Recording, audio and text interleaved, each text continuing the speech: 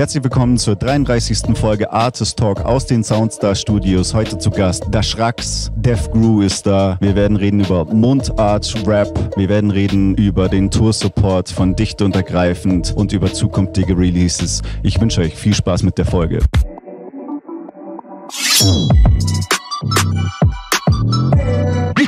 Ich bin das ganze Jahr nicht krank, spring um an. Wir Hype, Schneider verglichen mit Depp und der Burnout, hat ist meine Krankenversicherung gescheit. Beim Fußballtraining druckt's mit Stolz, sei nie Vereins. Leiberl, Olli auf los geht's, Neidri, groß, die kümmern am Vorstand, scheiße. Hey Bedienung, du mal bitte nur ein Weißbier hier. Ich bin eh so dicht, mir reit nix mehr. Bei mir sind wir alles alrighty. Bei alle anderen immer alles alrighty. Ich boja Masse und zwar a Kreide. Also schenkst mal eine eine. Du fragst nie, wie lang bleibe, freilich nur Weile. Dichte Dichter haben keine Eile. Servus, schön, dass ihr es geschafft habt, hier heute im Studio zu sein. Es freut mich. Servus, schön, dass wir da sind. So, da seid der Fall. So was. Das war die erste Frage, wie schön, immer. Schön, dass ich da bin. Wie bist du zu Hip-Hop gekommen? Wie bist du zu Rap-Musik gekommen? Ja, Rap auf jeden Fall ganz klar über Skateboard fahren. Also damals so mit 11, 12 sind wir am Skatepark rumgegangen und dann hat irgendeiner angefangen mit Beatboxen und irgendwelche Jungs haben irgendwas gerappt und ich so, was treiben die da, was geht ab so? Und dann ist man da dazu und hat so, okay. Und das war gleich so, okay, was ist das? Das ist interessant, das muss ich auschecken.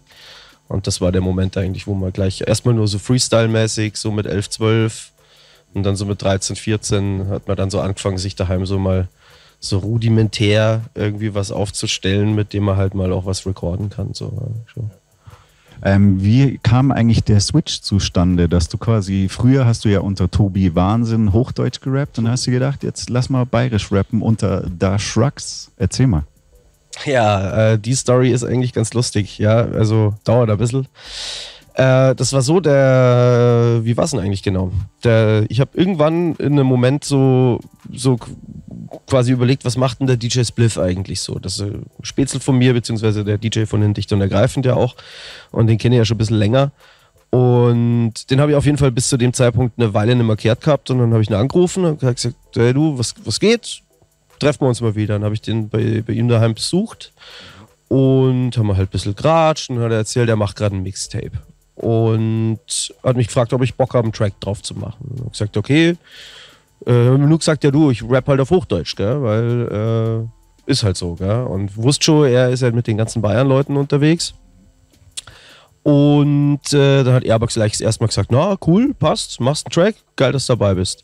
Und dann irgendwann, wo ich dann wieder daheim war, habe ich die E-Mail halt gelesen von ihm, dann hat er mir halt alle Infos geschickt und so ein Beatpool und so. Und dann habe ich halt dann gesehen, also die ganzen Namen, wer da alles drauf ist noch auf der E-Mail und wer dann wahrscheinlich alles auch auf dem Mixtape mit drauf ist. Und dann habe ich gesehen, okay, das sind halt echt bloß Bayern, also was geht ab so. Und mir dann dachte, okay, du bist da Bayer, jetzt rappst du heute mal ja auch auf Bayerisch, so probier's heute mal. Und dann habe ich das Ding gemacht und ihm den halt geschickt, so als Pre-Version, so und was hältst du davon? Und so, und dann kam halt so voll dieses geile Feedback zurück, so hey Alter, ich dachte, das kommt auf Hochdeutsch und so, boah, der coole Track, meine Leute feiern's, war nice. Und ja, das hat dann Spaß gemacht und irgendwie war das dann so, hey, Blut geleckt, geil, neuer Dialekt fühlt sich an, oder was heißt neuer Dialekt, mein alter Dialekt, aber fühlt sich an, als würde man auf einer anderen Sprache rappen, die man aber kann. So. Und das war dann spannend. Und dann eben kurze Zeit später habe ich den Kollegen kennengelernt, den Herrn DJ Def Grew. Und genau. Und dann ist das alles so weitergegangen. Aber hast du in deiner Kindheit bayerisch geredet oder war das? Ja, schon. Ja, daheim also schon.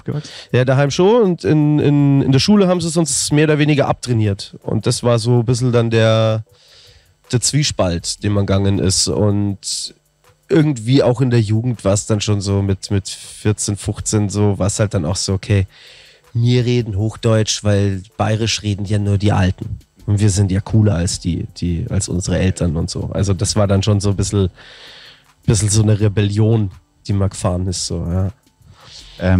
Zu dem Bayerisch, war es eine gute oder eine schlechte Idee, in die Nische Mundart und Bayerisch-Rap zu gehen, im Vergleich zu Hochdeutsch, wo du in ganz Deutschland gehört wirst, oder halt Bayerisch eher dann im bayerischen Raum? Wie siehst du das? Die Frage hat sich nie gestellt, ehrlich gesagt. Ich fühle mich da mega wohl und das ist das, worum es mir geht mit der Mucke. Also mir ist das jetzt scheißegal, ob ich jetzt einen riesen Markt erreiche oder so, sondern das muss passen, das muss Spaß machen, es muss sich richtig anfühlen. Das tut's. Und wer weiß, vielleicht rappe ich in 5 Jahren wieder Hochdeutsch. Keine Ahnung. Ja? Glaube ich nicht. Also glaube ich tatsächlich nicht. Aber ich finde so, als der Schracks habe ich mich jetzt gefunden. Und eben die Connection, die wir zwei haben und die einheitliche Sichtweise auf Sachen und wie wir unsere Mucke machen wollen und so, was wir transportieren und auch was wir persönlich für Einstellungen zum Leben und zu Sachen haben. Da ist einfach viel, was so krass cool matcht. Ja, das passt so für mich. Ja. Wie kamst du auf den Namen der Schracks und was ist ein Schracks?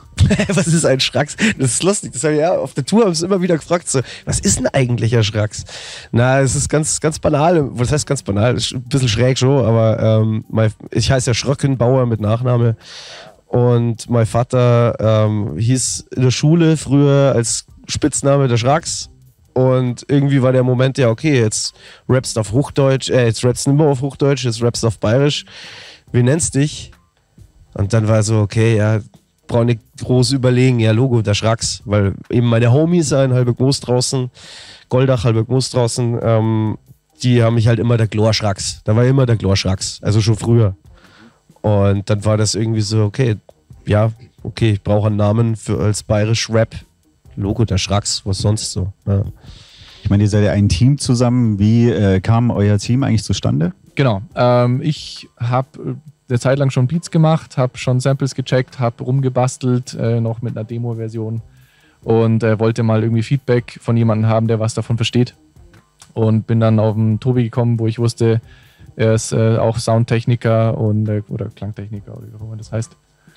Tontechniker, genau. Ton. Und da haben wir das dann ausgecheckt. Ich habe mich ein bisschen so, ja, ich dachte, ich gehe da so ein bisschen in eine Nachhilfestunde und wir haben dann beide gemerkt, oder dir hat es zumindest getaugt, was ich tue. Und dann hatten wir beide so ein Match eigentlich, dass wir gesagt haben, ja cool, du hast Bock, ich habe Bock, weil ich was mache. Und damit ist dann eigentlich zustande gekommen.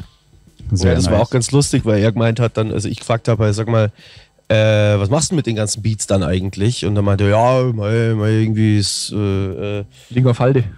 Liegen auf Halde, mal Mixtape, Beattape für wie heißt diese Plattform? Soundcloud. Ja, genau.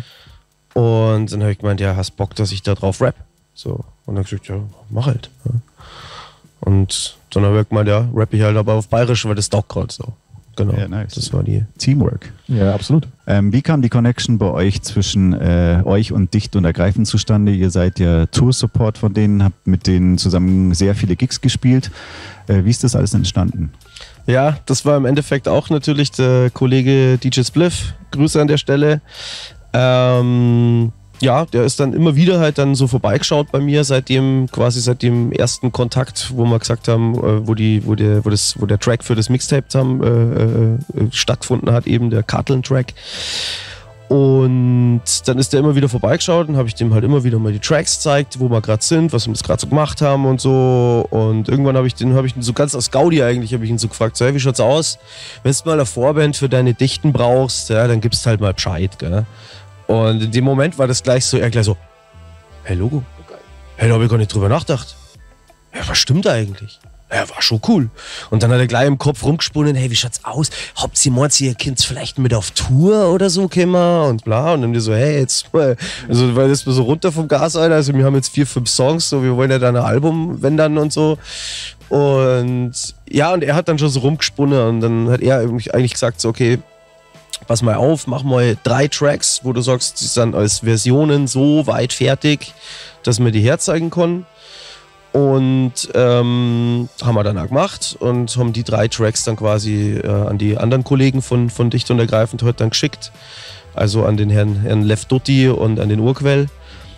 Und die haben sich das dann okayt und haben gesagt, hey, coole Jungs scheinbar. Scheinbar haben sie das so ist mir das erzählt worden. Ja. Und dann hat es geheißen, ja Logo, hey, wenn die Bock haben, die können dann mitkommen auf Tour im März. Und dann das war wann war das? Das war im Sommer und eigentlich Sommer 2017, oder? Ich glaube ja. Und der Move war ja dann dann haben wir darüber schon mal geredet und dann war es plötzlich so, dass sie tatsächlich eine Vorband gebraucht haben, weil ihnen die gebuchte oder die abgemachte ist abgesprungen. In Burg Lengenfeld, legendärer Auftritt, gibt es im Netz, glaube ich, auch Ausschnitte davon. Und wir sind eingesprungen und das war unsere erste Bandprobe auch. Und das waren, glaube ich, um die 1000 Leute, womöglich mehr. Und das war unsere erste Probe, also das war eine sehr abgefahrene Story, aber ich glaube, wir haben uns gut geschlagen so. Und ich glaube, das hat auch nochmal das unterstrichen, dass wir Bock haben und dass wir schon auch belastbar sind an der Stelle. Das war auch so ein geiler Move, weißt du, der Spliff hat mich angerufen an einem Freitagabend, ich gerade aus der Arbeit raus, er mich irgendwie tagsüber schon, während ich in der Arbeit bin, irgendwie immer wieder angerufen gehabt und so. Und am Abend rufe ich halt raus und rufe ihn halt dann zurück, sag so, Alter, was gibt's denn? Und dann sagt er, ja du, pass auf, wir spulen morgen in Burg Lengenfeld und Support ist ausgefallen und scheiße und kennst ihr spulen? So, habt ihr Bock? Und so, ja schon, aber Beats sind nicht gemischt, sind nicht gemastert, wir haben nichts probt. Texte. Aber Logo, so halt. Ja. Und dann habe ich über Nacht irgendwie die Beats so irgendwie auf der Lautstärke gemastert und bin mal durchs Zimmer gehupft und habe das mal so geprobt und habe so ein kleines Set aufgebaut. Und dann sind wir einfach am nächsten Tag mehr oder weniger blank gefahren. So, wir hatten noch eine Autofahrt, das war ganz gut. Das war noch da mal 2 Stunden, geprobt, wo wir noch mal Zeit hatten.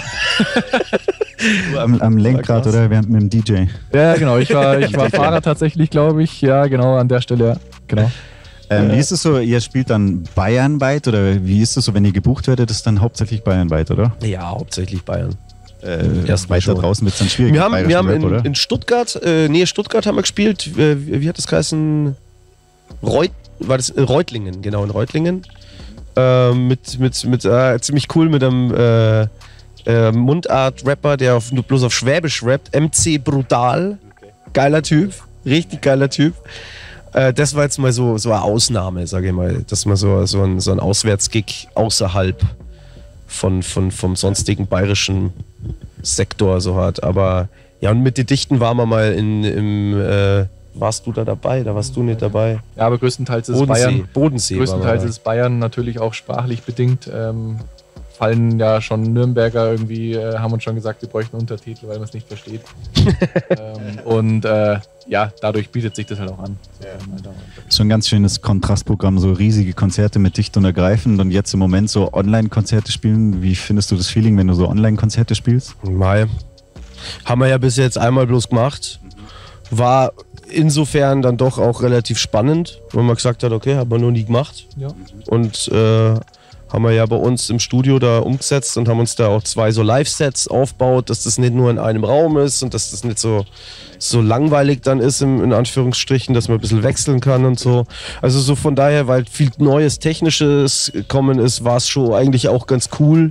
Aber auf der anderen Seite fällt natürlich nach jedem Track die Crowd-Reaction, dass da wer klatscht. Und auch bei den Tracks einfach das Mitmachding fehlt halt komplett. Aber wir hatten trotzdem Spaß und das haben wir auch live. Genau. Und dann ist die Crowd ist halt dann noch das i-Tüpfelchen. Ja. Du bist ja auch bekannt für Freestylen und so weiter. Übst du viel Freestylen und bei Konzerten spielt es auch eine Rolle bei dir, Freestyle auf jeden Fall? Ja, das machen wir immer so nach Laune. Also wenn man irgendwie sagt, so, okay, irgendwie gerade Bock und gerade ist Feuer am Start so, dann wird freestylt, aber ich bin jetzt nimmer der irgendwie ständig übt, muss ich dazu gestehen. Bei mir ist das also zum Beispiel jetzt in so einer Situation da auf der Couch, wenn du jetzt Beatbox machst und ich freestyle, dann kommt da 100%ig nur Scheiße raus dabei. Es ist schon dieser Adrenalinkick und der Move auf der Bühne oder das ist jetzt live, jetzt zählt's gerade, jetzt muss gerade und jetzt macht's gerade Bock und du hast Bock und der Beat ist geil und du hast dir 3 Beats rausgesucht, wo du sagst, hey, darauf wird jetzt Freestyle oder darauf könnte man freestylen und er nimmt dann irgendeinen von den 3, das weiß ich dann immer nicht, was kommt, aber ich weiß, dass mir alle 3 taugen, aber dann ist es auch cool, wenn du nicht genau weißt, welcher kommt und so und dann hat es eigentlich bisher immer cool funktioniert, dass man auch auf der Bühne dann echt so 3 Minuten echt einen coolen Freestyle mit teilweise auch noch schön zusammenhängender Story und so rausballern konnte. Das hat dann teilweise schon ganz cool geklappt. Und es macht auch immer Bock, weil es gut ankommt, weil das halt heute auch nicht mehr auf großen Bühnen nicht so wirklich passiert. Voll. Oder weniger einfach. Voll. Ja.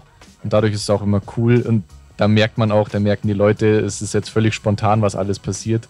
Da ist dann auch irgendwie mal, wenn man einen Rhyme verkackt oder irgendwas, dann ist das trotzdem das cool. Kommt eigentlich eher cool ja, und eben, echt drüber. Das ist sehr sympathisch, weil du halt dann, die Energie entsteht halt im Moment, das Charmante dran. Ja, und du baust ja auch immer ein bisschen was ein, also man baut ja immer irgendeinen Scheiß ein, der gerade passiert oder so, aber das glaube ich ist halt dann schon, also eben, das klingt ja großkotzig zu sagen, ich übe das nicht. Ich übe es nicht mehr. Ich habe früher halt sau viel geübt, logischerweise. Immer mit den Jungs rumgefreestylt, irgendwie mit 5 Leuten in der Bude gesessen und einfach nächtelang gerappt, ja, und das abgecheckt und auch alleine gefreestylt und so.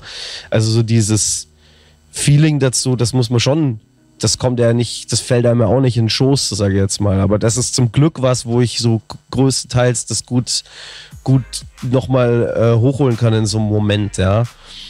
Aber, na gut, da gibt es andere, die das richtig können, ja. Also der David P. zum Beispiel, der ist einer, der kann das. Der macht das aber auch ständig oder zumindest der ist, glaube ich, auch nicht mehr der jetzt ewig sich da hinsetzt und irgendwie freestylt, aber der hat halt auch seine Skills über die Jahre aufgebaut, so, und der greift da einfach dann drauf zu, wenn es gerade muss, so, oder wenn es, ja, klar. Gelernt ist gelernt, sozusagen. Ja. Wie kriegt ihr so Berufsleben und dieses Musikding auf eine Reihe? So? Null! Doch. Ja, bei mir geht's ganz Fast gut. schon. Bei mir geht's ganz gut. Ja, einfach 9 to 5 und danach halt, das ist halt eine Frage von, wie oft setzt man sich hin. Ich bezeichne das, was ich tue, einfach ganz oft als Hausaufgaben, also wirklich ganz regelmäßig, ganz viel tun und irgendwas passt dann dabei. Und ich zwinge mich dann eher wirklich, mich regelmäßig hinzusetzen. Das ist so ein bisschen mein Workflow. Deiner schaut anders aus, gell? Leicht. Ja, bei mir ist es halt so, ich habe jetzt 5 Jahre in einer Festanstellung als Tontechniker gearbeitet und also halt für Postproduktion, hauptsächlich Trailer und Werbung. Und sich dann am Abend halt noch hinsetzen und weiter eben entweder dann Songs mischen, die wir fertig gemacht haben, oder seine Beats schon mal vormischen oder so, oder noch schreiben. Also ich tanzte auf relativ vielen Hochzeiten und habe eben im letzten Jahr relativ viel dann mich damit auseinandergesetzt, mich da selbstständig jetzt eben zu machen, was jetzt eben gerade ansteht mit eigenem Studio und so weiter. Deswegen habe ich gerade gesagt 0, weil ja, es ist schon gegangen, aber war halt schon immer eine ziemlich krasse Belastung. Und du tanzt halt einfach auf allen Hochzeiten und das ist halt, das geht mal eine Weile. Jetzt bin ich 33 und jetzt langsam merkt man das, dass man auch älter wird und dass man das nicht mehr, ja, es ist leider so, ja, dass man das halt dann nicht mehr so easy peasy wegsteckt und dass man dann auch sagt, okay, ich muss mir das jetzt irgendwie anders aufbauen, dass es künftig irgendwie anders funktioniert, so, ja. Ja. Was war so im musikalischen Kontext so eines der Highlights oder das Beste, was ihr so erlebt habt, live, im Studio, im musikalischen Umfeld, irgendwas? Ja. Was euch so passiert ist? Also, weil ganz klar dazu zählt auf jeden Fall dieser Burg Lengenfeld-Gig, irgendwie diese spontanste Reaktion und dann fahren wir da hin und fragt einen Spliff so, und wie schaut's aus? Wer spielt denn da halt alles? Und wir voll Leid kämen und so. Ja, also es spielen ihr und mir und wir sind jetzt bei 1600 verkaufte Karten. Und du schaust dir an und sagst du, was, Alter, ich hab gemeint, wir spielen jetzt so irgendwie vor 200-300 Leuten irgendwie entspannten Gig und dann kommt halt echt so eine Nummer daher, so okay. Das war schon ein krasser Moment, so, ja. Genau, und in dem Moment ist, weil du fragtest nach dem schönsten oder nach dem energetischsten Moment, und das ist natürlich, ja, wenn da Leute wirklich vor dir stehen und echt mitmachen und da kommt halt und das so deine viel, Bandprobe ist. Und da kommt halt so viel zurück und auch später, wo wir es dann ein bisschen raus hatten, wie wir unsere Auftritte machen und so weiter, da kommt halt so viel Energie zurück, das haut dann schon richtig um. Ja, es war schon geil. Und der skurrilste Moment war, dass ich bei dem ersten Auftritt fast hinter die Bühne kotzen musste, weil ich einfach fucking aufgeregt war. Oder ich war weiß wie die Wand, Mann. Weiß wie die Wand. Ja, und ganz, ganz klar auch genannt in dem Kontext natürlich der Kicker mit den Dicht und Ergreifend in der Olympiahalle. Ich meine, das war 16, da war ich 16 Takte auf der Bühne gestanden, aber das war halt einfach, Alter, also die Bühne, dass ich da mal draufstehe, überhaupt, aus welchen Gründen auch immer, dass ich da mal irgendwie auf Bayerisch rappen würde, das war einfach null irgendwie im Ding. Gibt es übrigens ja auch ein Video auf YouTube, wo man kann man schauen, irgendwie die Extended Version von Wach vom Wecker von Dicht und Ergreifend. Dann sind dann alle drauf. Ich fange jetzt nicht an, alle aufzuzählen, die da mit dabei sind, weil sonst vergisst man wen, dann ist wieder wer sauer. Aber eine Menge Feature-Gäste und ich glaube fast 12 Minuten dauert der Track. Und ja, aber das war einfach ein krasser Moment. So, ja, da stehst halt in der Olympiahalle, ja, die fast ausverkauft ist, sagst, Alter, okay, krass. Fühle ich. Das war heftig. Wo wir beim Besten sind, was war so das Schlimmste, irgendwas richtig Schräges, was ihr erlebt habt auf Tour, im Studio, im musikalischen Umfeld, irgendwas? Es hat einen Gig gegeben, ich sage jetzt nicht, wo der war, weil dann gibt es auch keine Haterei und so, aber es war auch ein Support-Gig von Dicht und Ergreifend. Und es ist ja normal, dass die Vorband immer ein bisschen leiser gemischt wird. Und das waren einfach so die Hardcore-Dicht- und Ergreifend-Fans da. Und die haben sich halt wahrscheinlich gedacht, ja, wer ist denn der Schrax und der Death Crew? Wer ist denn das? Ist das uns scheißegal, so ungefähr? Und da war das tatsächlich so, dass die ersten 3 Reihen, die haben sich das angehört und haben so zugehört und fanden es auch cool. Und der Rest vom Saal hat so laut miteinander gelabert, dass wir auf der Bühne die Laberkulisse, also die Atmo quasi, die so ein labernder Club halt hat, Bierzelt. dass der laut, genau, Bierzelt-Style, dass die Atmo quasi auf der Bühne im Endeffekt genauso laut war wie unser Monitor-Sound. Und das war echt, den Gegner durchzuziehen. Wir haben ganz schön kämpfen müssen. Ja, wir haben schon gekämpft. Wir haben schon ganz schön Da haben wir gekämpft. dann versucht, doppelt so krass Gas zu geben und so, aber die waren nicht erreichbar. Es war halt schade, weil die haben das...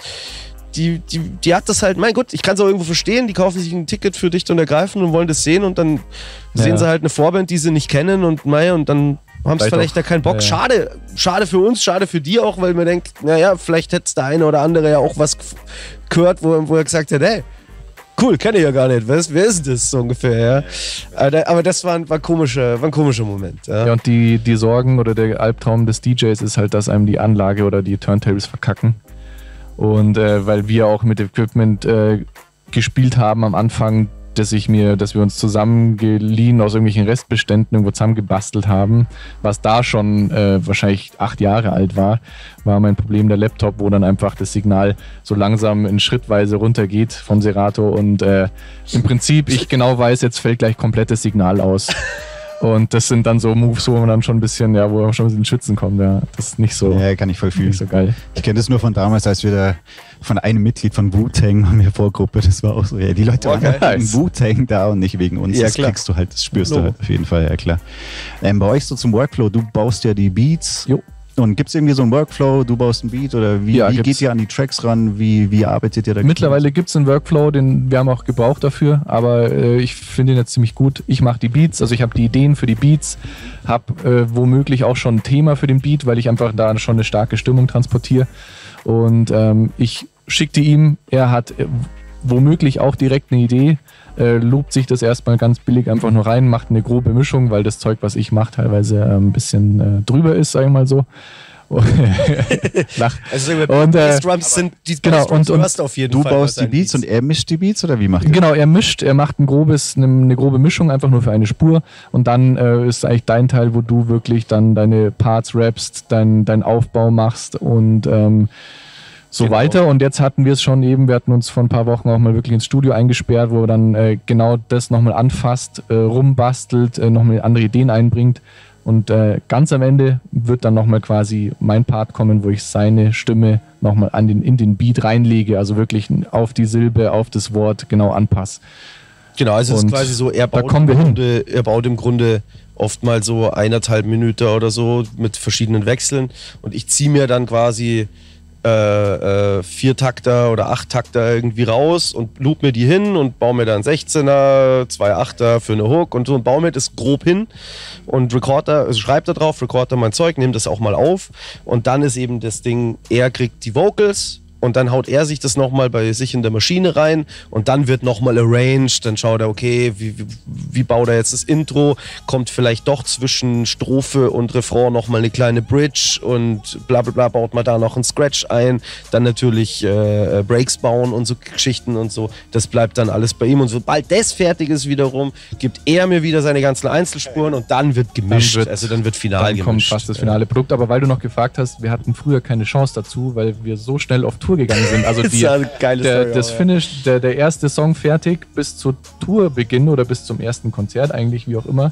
Nee, bis zum Tourbeginn, da waren wir dann sauber. Das waren wenige Monate. Also in den wenigen Monaten haben wir beide Vollgas gegeben. Ich habe Beats geballert ohne Ende, Tobi hat ohne Ende geschrieben. Und bei dir war es auch so krass, weil du so noch schnell mal vom Fruity Loops auf die Maschine umgestiegen bist. Genau, ich hatte noch einen technischen Wechsel mit einer anderen Arbeitsweise letztlich und deswegen hatten wir nie eine Chance. Aber jetzt an der Stelle wird arbeiten am zweiten Album, das dieses Jahr, spätestens nächstes Jahr noch kommt. Jetzt haben wir die Möglichkeit zu sagen, ganz in Ruhe rangehen, weil jetzt eben auch durch Corona nichts live war, keine Termine anstanden.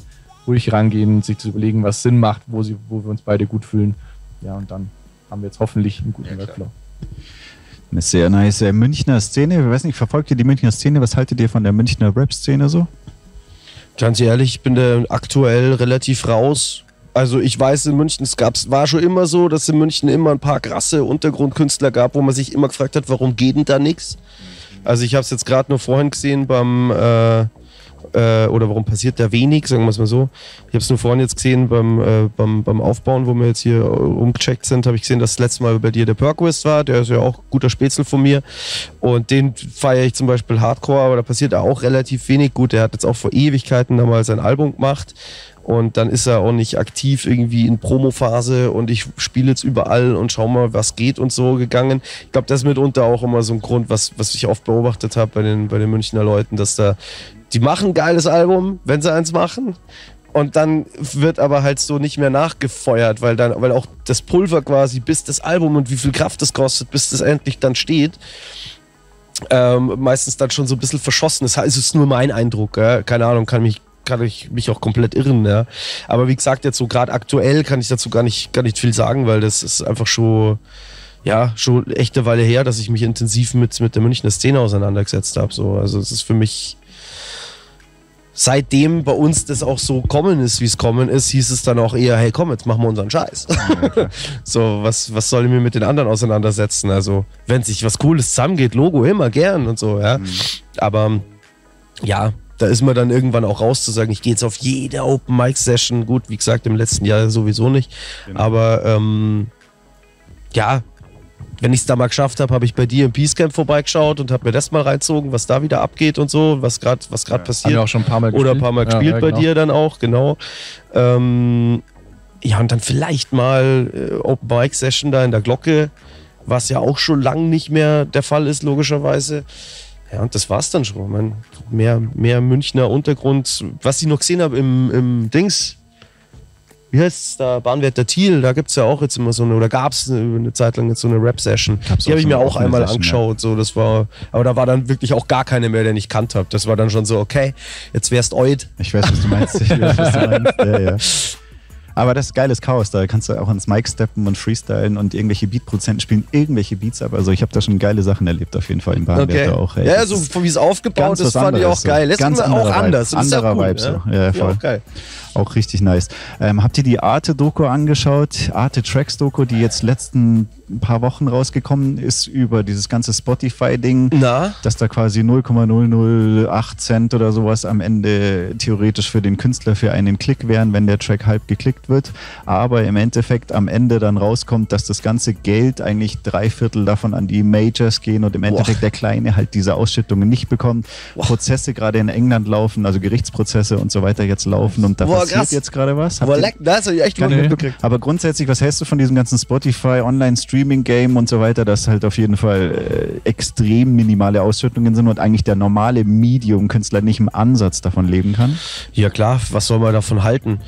Ich sag mal so, wir sind jetzt quasi eben erst relativ spät in dieses Game logischerweise mit eingestiegen, dass man wirklich gesagt hat, okay, jetzt hauen wir unser Zeug auf Spotify und bla, und haben ja auch ein paar Hörer. Das heißt, es fällt tatsächlich immer noch, es fallen ein paar Euro hinten runter, ja. Aber ich mache mir auch natürlich nicht die Mühe, jetzt zu schauen, wie das genau aufgeschlüsselt ist, weil dafür ist auf jeden Fall noch zu wenig auch, um zu sagen, okay, was geht da? Es kommt irgendwie was rein und ich denke mir, ja gut, passt schon, ja.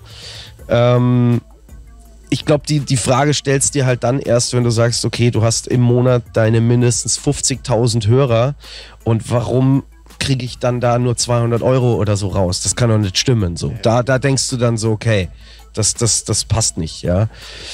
Aber ich sag mal so, vor allen Dingen, also grundsätzlich ist es wahrscheinlich immer noch besser, als wenn es raubkopiert wird. Aber die Fans, denke ich mir, die kommen halt dann auf die Konzerte, weil das kannst du halt nicht ersetzen durch nichts. Also genau. Die Magie und den Spaß und die Aufregung und den Abend und die Stimmung, das kriegst du halt nur auf Konzert. Und auch irgendwie Merch und Zeugs ist halt auch da bevorzugterweise irgendwie dran und deswegen denke ich, ist schon einfach dieses Konzertthema. Genau, da haben wir halt am Anfang erstmal eine CD gemacht, einfach ganz klassisch. Und haben dann ein Jahr später oder fast 2 Jahre später, glaube ich, oder 1,5 Jahre später oder so, das unser Debütalbum von der Isar bis zur Goldach nochmal dann als Vinyl auch am Start. Genau, haben wir jetzt auch mitgebracht. Das macht ihr richtig, indem ihr den analogen Weg geht. Ja, und ich halt noch gut verkaufen. So. Hier mal in die Cam. Genau, das ist für die Junkies für die Vinyl Junks. Im Übrigen auch mal an die Leiter draußen, wer Bock hat, so ein Vinyl zu haben, wir würden eine verlosen, quasi jetzt in der Sendung, dass man sagt, das coolste Kommentar mit versehen mit dem Hashtag #Daschrax, das coolste Kommentar derjenige kriegt eine Vinyl von uns. Wir posten dann unter das Kommentar, dass er sich bei uns auf Instagram melden soll, damit wir Adresse austauschen können und so, dass ihr die kriegt. Genau. Und das wird das Ding. Es sind 15 Tracks drauf. 17 Tracks drauf, Entschuldigung. Heißer Scheiß. Ich selber nicht mehr. Und genau, könnt es gewinnen. Und wer es nicht gewinnt und trotzdem eine haben will, schaut einfach bei Dicht und Ergreifend auf in den Merchandise-Shop, in den Shop rein. Und da könnt ihr die Vinyl kaufen und auch ein T-Shirt von uns. Wir haben jetzt ein schönes T-Shirt gemacht. Halt's mal so in die Kamera. Das, erzähl mal, warum dein Herz drauf ist. Ja, das ist von einem Track von uns, der heißt Bumpen. Und einer der geilsten Tracks auch live, der einfach immer Spaß macht. Der immer geschoben hat, ja. Genau, Gas gibt. Und der Herz boomt, blutet, genau. Und dann war irgendwie so die Geschichte, hey, wir hätten Bock eigentlich mal ein Shirt zu machen, einfach weil es cool ist. Und haben uns auch überlegt, halt jetzt nicht so irgendwie billig unseren Bandnamen drauf, sondern halt irgendwas, wo man sagt, so, es ist vielleicht ein T-Shirt, das man einfach so anziehen kann, dass nicht jeder sofort sagt, das ist Merch, sondern einfach ein cooles Shirt irgendwie. Und da war dann irgendwie der Track und dieses Bumpen und genau. An der Stelle auch an Not Just. Vielen Dank für die ganzen Artworks und so, all die Jahre mittlerweile, die uns der Kollege begleitet. Mega cool. Ja, und an der Stelle, um die Werbung noch zu vollenden, das ganze Ding gibt es so als Bundle. Also das heißt, wenn ihr T-Shirt und Schallplatte zusammenkauft, gibt es ein bisschen günstiger, ich glaube 3-4 Euro günstiger, als wenn es zusammen kauft, einzeln kauft. Genau, also schaut im Shop vorbei, postet was in die Kommentare, geiler Comment, kriegt eine Vinyl umsonst. Da verdient es mehr als ein Jahr Spotify. Ich hätte noch ein paar Staubsauger dabei. Kurz noch. Ja, wir können auch noch ein bisschen Staubsauger-Merch. Wie heißt diese bekannte Firma? Scheißegal. Ja, alles dreht sich heute um. Wir kommen wieder zurück zum Mundart-Rap. Genau. Gibt es irgendwelche Newcomer im Mundart-Rap-Game aus Bayern oder regional, die auf dem Schirm haben, wo ihr sagt, ey, ist ja interessant, was irgendwelche Kids, die bayerisch rappen oder irgendwas Neues so? Ich habe es letztes Mal schon gesagt gehabt, wo wir mit Mannequin Peace gelabert haben. Es gab irgend so eine Trap-Nummer, aber ich frage mich nicht. Ich habe es ihm vorhin gesagt. Ja. Säftig. Säftig, genau. Das ist dieser kleine, junge, blonde Typ da. Ja. Den fand ich, den habe ich gehört halt so, okay. Ja gut, das ist halt null der Sound, den wir machen. Wir machen schon eher Richtung Boom-Bap. Und ja, ich bin jetzt nicht der Fan so von dem Typen, aber ich finde es völlig okay, was der Wo kommt der her? Weiß jemand das? Ich habe keine Ahnung. Keine Ahnung. Irgendwo auf jeden Fall Richtung Berge. Ich habe gestern eben ein bisschen gegoogelt. Ich habe noch nie davor gehört. Du hast auch noch nicht davor gehört. Nee. Ich habe den aus Zufall auch irgendwo gesehen und habe dann gesehen so, 5 Millionen Aufrufe, was geht bei dem? Oder 10 Millionen oder irgendwie so. Hey, cool, voll geil. Also ich finde das cool. Ich freue mich für den, wenn das läuft, so endgeil. Ja? Coole Geschichte. Aber habe ich nicht auf dem Schirm gehabt und ja, wie gesagt, ist als inhaltlich oder vom Style her ist es nicht so ganz meine Mucke. Aber ist ja scheißegal. Hey, wenn es wem taugt und es cool gemacht ist und generell der Typ hat auf jeden Fall Gaudi und Fun bei dem, was er tut, dann zählt's anders. Ja. Was hörst du so, oder ihr beide, was hört ihr so im Moment so für Sound? Gibt es irgendwas Spezielles, irgendeinen Style? Was die letzten Jahre eigentlich du hörst ja eh ziemlich alles. Tech House und Polka. Du hörst ja eh offene Musik, das weiß ich. Also, dass du auch, was weiß ich, Retro-Musik, 80er, 70er Funk und sowas hörst du ja auch. Ja, also rapmäßig, Hardcore hängen geblieben, auf jeden Fall auf John Wayne, seit wir beide damals, wenn du dich erinnerst, du hast mich da mal angerufen, dass wir ins Ampere gehen, auf das Konzert von ihm. Seitdem ganz krasser Fan von John Wayne, Künstler aus L.A., für denjenigen, den es interessiert, hammergeiler Rapper. Macht alles selber, macht Beats selber, recordet selber und ist mega dope, einfach krasser Typ. Also das wäre so rapmäßig gerade so mein Ding. Ansonsten hänge ich voll auf den Beatles. Und ich wollte gerade sagen, also durch meine Musikrecherche bin ich eigentlich ständig in allen Genres unterwegs. Also von Gospel über Psychedelic Rock, Classic Rock, alles mögliche, viel Rock. Und da bin ich auch, also privat höre ich auch eigentlich nur das. Ich hatte letztes Jahr mal eine ziemlich gute Scheibe, das ist eine Wu-Tang Mashup-Scheibe. Wu-Tang trifft Jimi Hendrix. Und das ist ein sehr interessantes, sehr geiles Konzept. Gibt es nicht digital zu hören, wahrscheinlich wegen Rechte und so weiter, aber gibt es als Vinyl. Die ist sehr, sehr geil. Okay, klingt nice. Hey, Thema Features. Gibt es irgendein Feature, wo ihr beide sagen würdet, hey, mit dem würde ich sehr gerne einen Track machen? Auf jeden Fall. Auf jeden Fall. Bloß die verraten wir jetzt nicht, weil die müssen wir erstmal anhauen. Aber, oder Name-Dropping kann aber funktionieren, weil theoretisch sieht er das und sagt sich, why not? Oder redest du jetzt von irgendwas, was so krass unrealistisch wäre? Du kannst beides sagen. Das ist offen, das ist dir überlassen. Also was krass Unrealistisches, müsste ich mir jetzt echt erstmal was überlegen. Mit wem würde ich gerne einen Track machen, der so unrealistisch ist, wie es nur geht? Redman. Klar, Redman. Ja, der ist voll aktiv, gell? Ja, geht sind wir auch beide Hard-Fan. Ja, also das ist tatsächlich was wir beide auch in letzter Zeit viel hören, weil es einfach sehr geil ist. Das ist ein Münchner oder bayerischer Produzent, der es geschafft hat auf seinem Album. Er hat einen Contest ausgerufen. Ja, geil. Schickt mir eure Beats oder irgendwie er hat eine Vocalspur rausgegeben. Dann haben Leute da Remixes gebaut und ich glaube, ein Münchner oder bayerischer Produzent hat gewonnen. Geil. Ich weiß den Namen leider gerade nicht, sonst könnte man den Namen noch droppen, aber ich weiß den Namen. Okay. Aber das ist auf jeden Fall eine krasse Story auf dem Redman-Album. Wenn du das schaust, hau auf jeden Fall was in die Comments, Mann. Props Wobei, der Props braucht der wahrscheinlich nicht mehr. Aber Props an dich auf jeden Fall. Auf jeden Fall. Mega. Genau, wir kommen mal zur Hip-Hop-Kultur. Gibt es irgendeine so eine Hip-Hop-Philosophie? Einfach, was du sagst, so, ey, das bedeutet für dich Hip-Hop so ein bisschen so dieses Kulturding. Du siehst es auf jeden Fall, du siehst dich jetzt nicht als nur Rapper, sondern auch in dieser Hip-Hop-Kultur zu Hause? Ja, schon. Das darf ich mal so ein bisschen vereinen mit einer Grundart der bayerischen Philosophie, dass ich sage, scheiß da nichts, dann fällt da nichts. Also das ist so, das glaube ich wäre so ungefähr so, hey, mach das, was du feierst als ob als Rapper, ob als Mensch, so generell, vor allem auch als Mensch. Also erstmal Mensch sein, sich als Mensch ein bisschen checken, statt immer auf irgendwelche Züge aufzuspringen, wo man sagt, oh, das könnte jetzt den Leuten gefallen und das könnte jetzt den Leuten gefallen. Also das ist zumindest meine Philosophie, wo ich mir denke, hey, ich persönlich feiere Rapper immer dann, wenn ich spüre, wow, das ist ehrlich, das ist echt, das ist ernst gemeint und das ist jetzt nicht irgendwie halt irgendwas kopiert und irgendwas so hingetrickst, dass man sagt, ah ja, klingt wie und deswegen gefällt's vielen. So, ja. Deswegen scheißt du nichts, dann fällt dir nichts, macht dein Ding so. Aber so in der Kultur kann ich natürlich schon auch, viel nachfühlen, weil es einfach sehr frei ist. Also Hip-Hop ist einfach unfassbar frei, weil es gibt kein Rumgenörde auf irgendwelche Akkorde oder irgendwelche Instrumentenspieler, sondern es ist einfach eine eigene Musik, die eine eigene Herangehensweise hat, die sehr anarcho ist, auch irgendwo, die alles über den Haufen werfen kann, wie es auch jetzt die letzten Jahre passiert, alles, was davor war, wird jetzt über den Haufen geworfen, wird auch bestimmt wieder anders werden. Aber das finde ich sehr geil und das schätze ich sehr an der Kultur, dass es einfach wahnsinnig offen ist und leicht zugänglich auch. Also du kannst, so wie ich, auch irgendwie als kleiner Knöpfe-Drücker kannst du irgendwie coole Mucke machen und dann am Ende hast du ein Album dastehen, das auf Vinyl gepresst ist und stehst auf Bühnen. Das ist einfach cool. Also es ist sehr, sehr offen, die Nummer. Ja, voll gut. Ey, lass mal über die Zukunft reden. Also wir haben es vorhin ganz kurz angesprochen. Was kommt von euch demnächst? Also ihr schraubt gerade am nächsten Album sozusagen, oder? Erzählt mal, was da so kommt. Was habt ihr vor?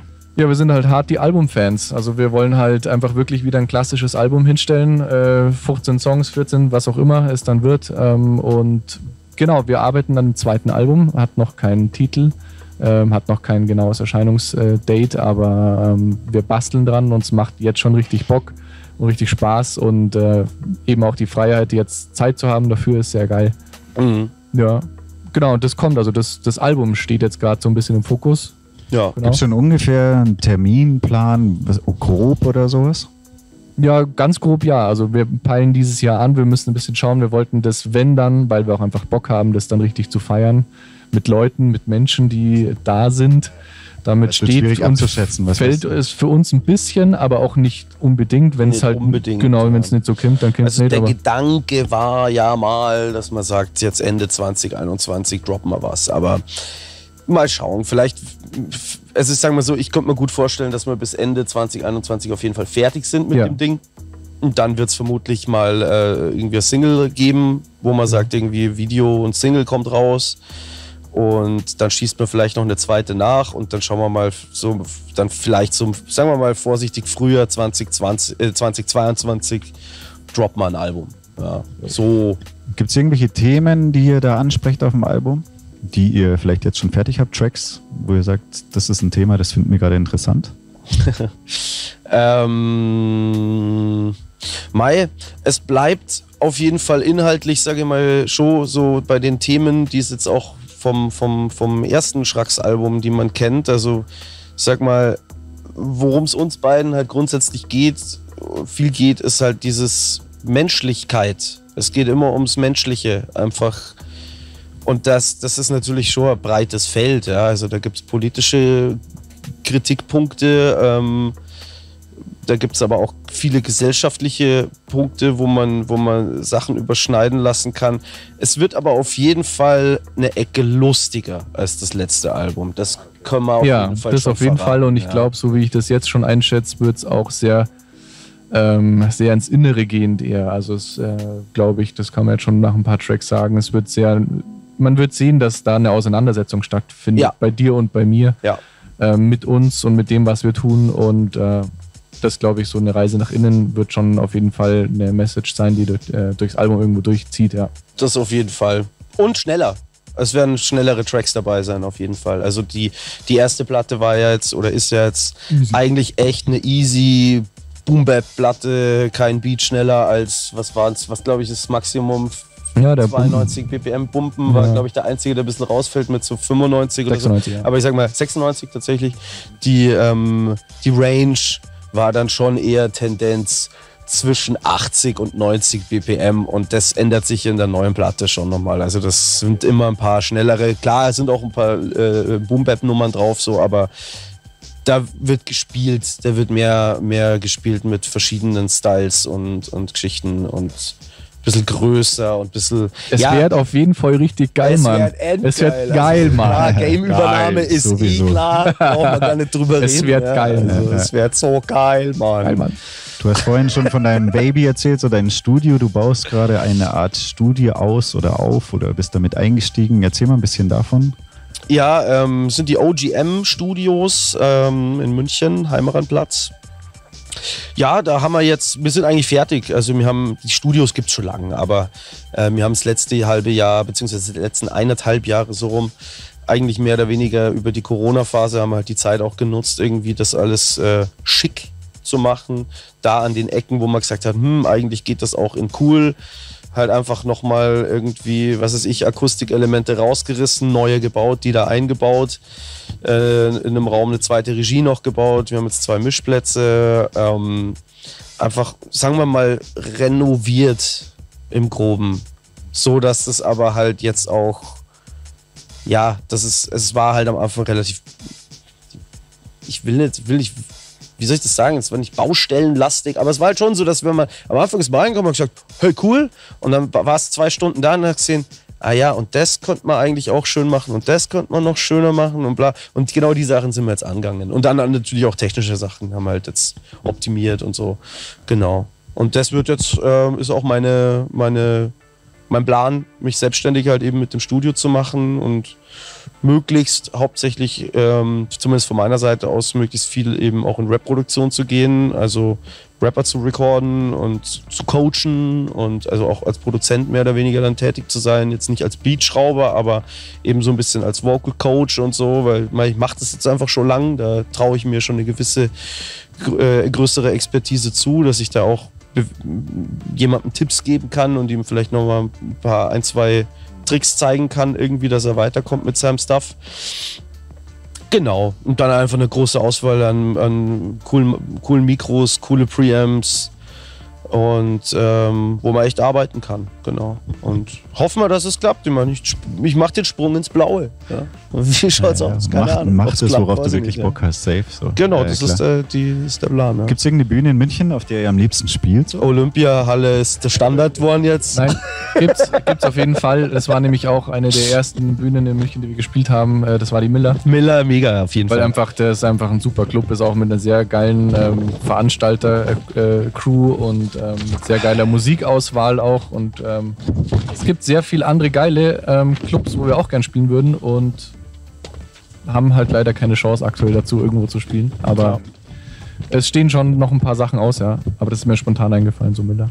Ja, Miller, das ist halt einfach, weil es halt einfach, es ist ein cooler Laden einfach. Es ist, und ist cool. Ich mag den Schlauch, ich mag, dass man da nach unten steht, dass jeder von jeder Position aus gut auf die Bühne schauen kann. Gut, ich glaube, die Anlage, die könnte natürlich fetter sein, aber es ist aufgrund des Schlauchs halt so eine Thematik dafür. Es ist cool gelöst, muss man sagen. Ja, sehr cool. Aber es komprimiert sich schön vor der Bühne. So. Aber es ist an sich geil. Also ich finde, das ist ein geiler Laden, der macht einfach Freude. Ja. Du kommst beim Tanzen der Bühne immer näher. Das ist eigentlich ideal. Naja. Ist nicht andersrum. Andersrum wäre schwierig. Genau. Ja, aber das ist schon ein cooler Laden. Ja. Warst du schon im Biergarten dieses Jahr? Die haben jetzt offen, gell? Echt jetzt? Seit gestern seit gestern haben die Biergarten offen. Ja, aber ich bin jetzt auch nicht so, dass ich sage, ich muss jetzt sofort im Biergarten, mich sofort mit 1000 Leuten treffen und ja. Aber du gehst gerne in den Biergarten? Grundsätzlich natürlich. Ja, ich habe einen Track drüber gemacht, Video, das hat man ja auch im Teaser gesehen. Ja, schon. Also das Biergarten-Thema liegt dir schon am Herzen so? Ja, Biergarten ist schon ein Ding. So. Das war auch einer der besten Tage überhaupt. Da hatte ich Geburtstag an dem Videodreh. Stimmt. Und das war für mich praktisch auch Zelebrieren von vormittags bis spät in die Nacht. Und die meiste Zeit des Tages waren wir vom Biergarten abgehangen. Das war sehr lustig. Das war sehr cool. Und ich bin schon Biergarten-Fan, ja. Biergarten immer schön auf jeden Fall. Wie schaut es dieses Jahr aus mit Live-Konzerten? Was meint ihr? Habt ihr schon irgendwas gehört? Also irgendwas, dass die Dichtis vielleicht schon irgendwie Gig-Anfragen haben und ihr auch Anfragen habt? Oder was glaubst du, wie das diesen Sommer oder Herbst laufen wird? Habt ihr irgendwelche? Also das ist jetzt nur Theorie. Eben, ich prognostiziere da jetzt eher nichts Großes. Es gibt so, an der Theresienwiese gibt es dieses Kunst im Quadrat-Ding, was die Glockenbach-Werkstatt auch macht. Ja, genau. Da haben wir jetzt angefragt, da kam jetzt auch mal zurück, da kam tatsächlich nur zurück, ja, wir schauen noch, wie das jetzt genau läuft und dann melden wir uns. Also das ist gar nicht so sicher, ob das überhaupt quasi so stattfindet, wie das letztes Jahr stattgefunden hat. So safe, also so zumindest hat sich diese Nachricht gelesen. Keine Gewähr auf Wahrheit, ja. Deswegen, aber allein schon, wenn du so eine wagemutige Nachricht dann da kriegst sozusagen, oder die zumindest bei mir so ankam, wie gesagt, da traue ich mich jetzt nichts zu prognostizieren. Da denke ich mir halt, ja, das, was kommt. Und ich lege es halt jetzt auch nicht so krass drauf an, weil es muss halt irgendwie Sinn machen. Ja? Also wenn du halt irgendwie sagst, ja, wir spielen es jetzt einfach und machen es jetzt einfach, aber eigentlich ist es mega gefährlich und irgendwie geht das überhaupt nicht, eigentlich geht es nicht klar sozusagen, ja, oder man macht es dann so halb legal oder so, boah, da bin ich jetzt gar nicht so wir machen das cool und wir schauen einfach, wir hoffen ein bisschen auf den Sommer und ich denke, wir sind uns schon sicher, dass was gehen wird, weil letztes Jahr im Sommer hat es auch geklappt, also ich denke, das geht in eine ähnliche Richtung, es wird noch besser und letztes Jahr waren wir im Impex mit dem Wasim, hat uns da angehauen und das war einfach ein wahnsinnig cooles Konzert mit Leuten, die richtig Lust hatten auf Live-Musik, das hat man irre gemerkt. Genau, du warst auch dabei. Genau, ja, sehr schön. Sehr nice, das war's eigentlich schon. Ich habe alle Fragen durch. Sehr schön, dass ihr auf jeden Fall am Start wart. Es hat auf jeden Fall mega Spaß gemacht. Danke. Irgendwelche Shoutouts oder irgendwas, was ihr noch am Ende sagen wollt? So? Shoutouts an alle. An alle. Shoutouts, was heißt Shoutouts? Shoutouts, Servus. Geil war's, bleibt's wie ihr seid oder bleibt's nicht wie ihr seid, weil keine Veränderung ist Stillstand, hat's immer geheißen. Ja, lasst dich nicht verrückt machen. Cool bleiben, beobachten, nicht so viel komischen Meinungsschmarrn aufsaugen, bei sich bleiben. Das glaube ich, das ist eigentlich immer so unser Message, da die sagen. Ja. Danke dir für die coolen Fragen. Sehr nice. Mann, merci. Danke euch, sehr nice. Danke. Das war die 33. Folge Artist Talk mit der Shrugs und Dev Crew. Wir hoffen, es hat euch gefallen. Abonniert den Kanal, liked den Kanal, kommentiert drunter mit Hashtag Soundstar Studios. Wir werden ein T-Shirt verlosen in einer Woche. Folgt uns auf Instagram, checkt unsere Webseite. Wir haben einiges an Merch am Start. Bis zur nächsten Folge. Das war's von uns. Peace out.